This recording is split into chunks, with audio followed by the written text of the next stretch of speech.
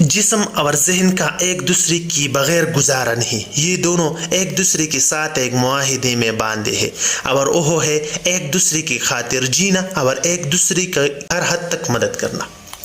انسان کی جسم چونکہ صرف اور صرف بھوک اور جنسی پیداوار سے غرض ہے، اس لیے یہی اس کی پہلی اور آخری ڈیمانڈ ہے جسے ذہن ہر صورت پورا کرنا ہے۔ اس لیے یہ اس کی پہلی اور آخری ڈیمانڈ ہے جسے ذہن کو ہر صورت پورا کرنا ہے، اس کے لیے اسے کچھ بھی کرنا پڑے۔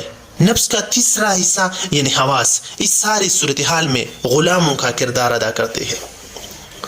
جسم کی ہر قسم کی بھوک دور کرنے کے لیے ذہن انسان کو چاہے وہ مرد کا ہو یا عورت کا، دنیا داری کی عظیم جال میں خود اپنی مرضی سے پھنسانا پڑتا ہے۔ یہ خالق کائنات کا منشا ہے کہ انسان کو آزمایا جائے۔ ذہن کے لیے سب سے ضروری کام جسم کو زندہ رکھنا اور اس کی ڈیمانڈ کو ہر وقت پورا کرتا رہنا ہے، کیونکہ جسم کی موت ذہن کی ناکامی ہے۔ اس چکر کو چلانے کے لیے حواس بے دریغ استعمال کرتی ہے۔ حواس کی مدد سے ذہن ہر وقت ہر طرف سے مدد اکٹھے کرتا رہتا ہے تاکہ بچاؤ کی زیادہ سے زیادہ طریقوں کا مالک ہو سکے۔ ہر صورت دنیا میں اپنا وجود قائم رکھنا ہے۔ تمام جانداروں میں صرف انسان ایک ایسی مخلوق ہے جسے موت کا مکمل اور بلند ترین شعور ہے۔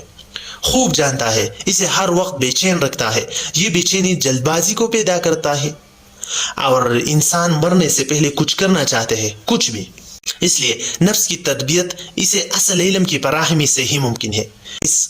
اسلام میں نفس کو مارا نہیں جاتا بلکہ اسے اللہ کی راہ میں مسلمان کیا جاتا ہے۔ سب سے وفادار اور مخلص دوست یعنی ساتھی جو بغیر علم کی ہمارا سب سے بڑا دشمن ہے۔